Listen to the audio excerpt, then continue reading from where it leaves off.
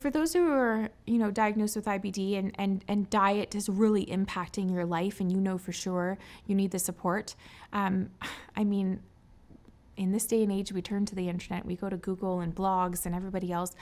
And I'm not saying don't do that, but what I'm saying is your first approach should be to speak with your healthcare team. Your first approach should be to go to your gastroenterologist, your family doctor, whoever's overseeing your IBD nurse, if you're fortunate enough to have one of those, and to bring that up with them so that they can then get you in contact with, for example, a registered dietitian or someone who specializes in diet. If you're lucky enough, someone who specializes in diet and IBD, because it is so unique. IBD is so unique to the individual. Diet is so unique to the individual. Why people flare is so unique to the individual. And I truly believe that you need to be at least starting with your healthcare team when it comes to navigating that part of the journey and ensuring that you're getting the medical advice from a professional and medical advice that is specific to you.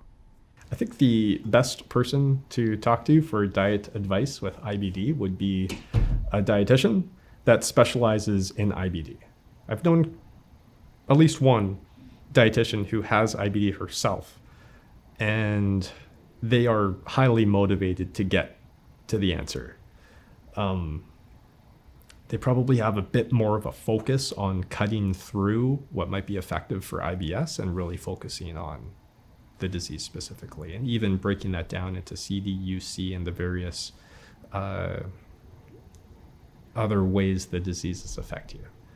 I think your GI would be a good person to talk to that can refer you to a dietitian. I think it does take good understanding of the disease to work with someone. So I would really look for somebody who has experience treating individuals. That's what I would say is the most important. I saw my family doctor shortly after I was diagnosed, and his advice to help with, let's say, too many bowel movements was to eat more chocolate.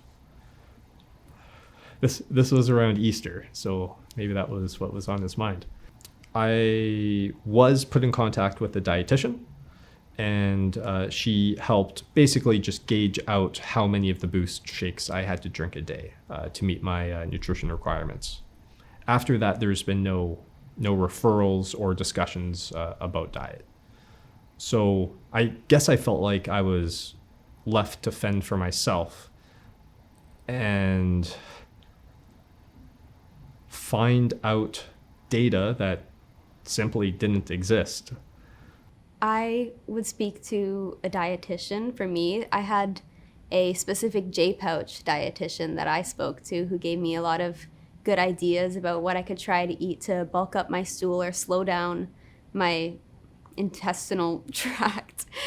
I did talk to a nutritionist who dealt directly with IBD patients, and they were really helpful to talk to right after my surgery.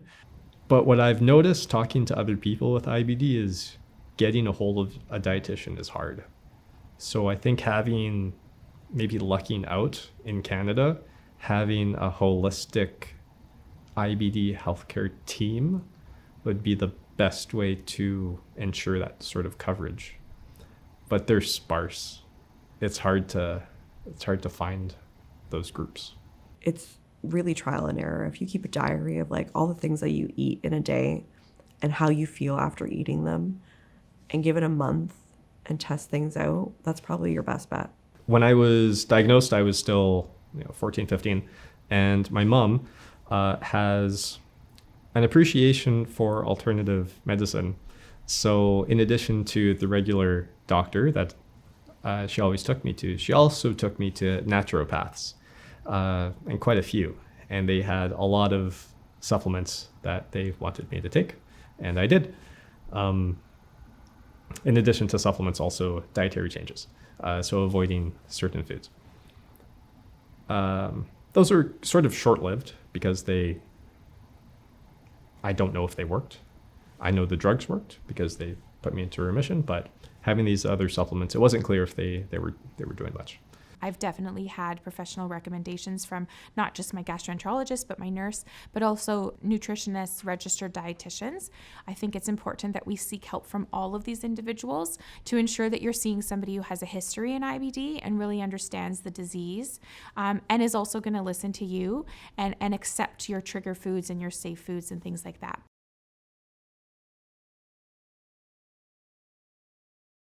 A lot of times, I think we're probably not satisfied with the resources that maybe are given to us in medical settings, and we do have to seek it out on our own. But there is a lot of information out there, but you do have to sift through it and figure out what the useful information is and what's going to work for you.